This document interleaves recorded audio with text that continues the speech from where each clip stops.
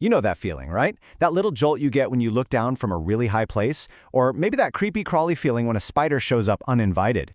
Fear. It's a totally normal, even healthy part of being human. But what happens when that fear kinda spirals out of control?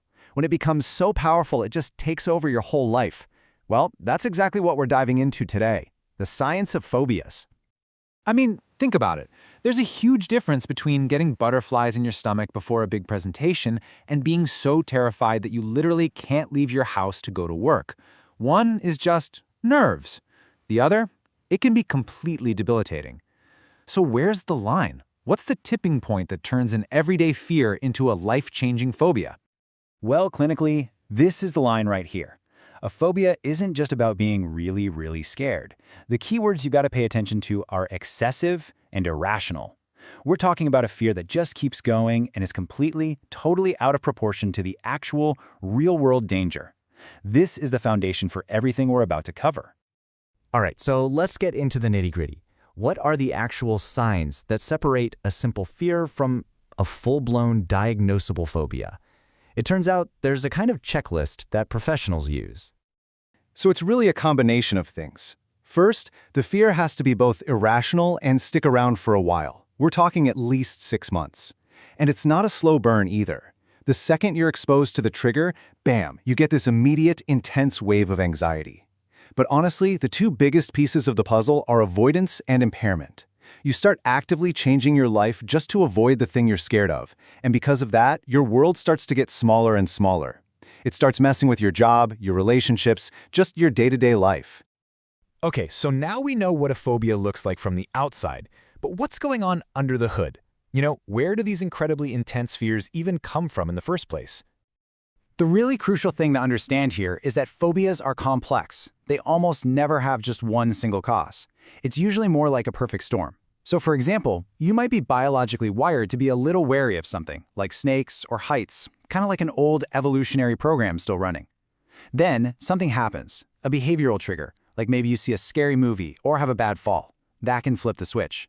Then you add in some thought patterns that constantly overestimate the danger, and boom, you've got all the ingredients for a full-blown phobia. And let me tell you, experiencing a phobia is a full-body event. This is not just something that's in your head.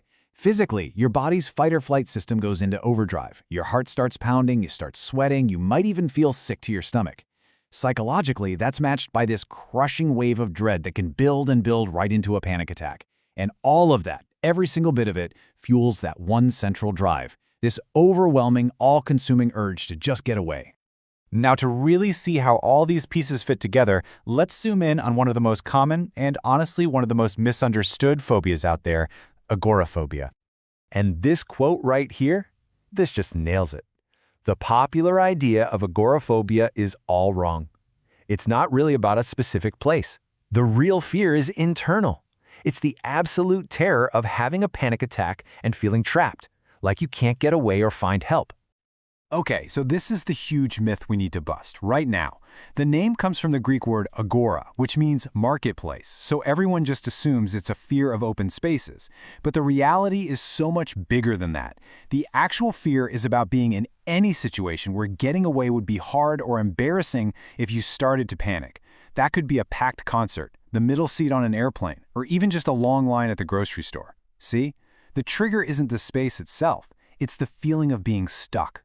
And you can see how that one core fear, that what if I panic and I can't escape feeling, can pop up in all these different situations. It's why someone might avoid the bus, or a crowded mall, or even a wide open bridge. Notice how both enclosed and open spaces can be triggers. It always comes back to that fear of panicking without an easy way out.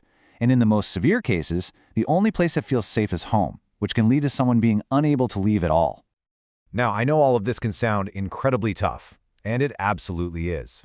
But, and this is a really big but, there is a tremendous amount of hope for recovery. Phobias are actually really well understood, which brings us to the pathways for treatment. And this, right here, is probably the single most important message of all. Despite how huge and powerful and debilitating a phobia can feel, they are among the most treatable mental health conditions there are. There is absolutely a path forward. So how does treatment actually work? Well, it usually comes down to a few really effective evidence-based methods. There's cognitive behavioral therapy, or CBT, which is a kind of talk therapy that helps you spot and challenge those catastrophic thoughts that fuel the fear. A huge part of that is often exposure therapy. That's where, with a therapist's help, you gradually and safely face the feared thing until your brain learns it's not actually dangerous. It basically retrains your fear response.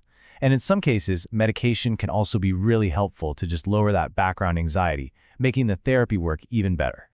So we'll leave you with this last thought to chew on. The success of these treatments shows just how incredibly flexible our brains really are. They prove that if a fear response can be learned, sometimes in a single terrifying moment, it can also be unlearned. And that raises a really powerful question, don't you think? Maybe courage isn't something you're just born with. Maybe it's something you can learn too.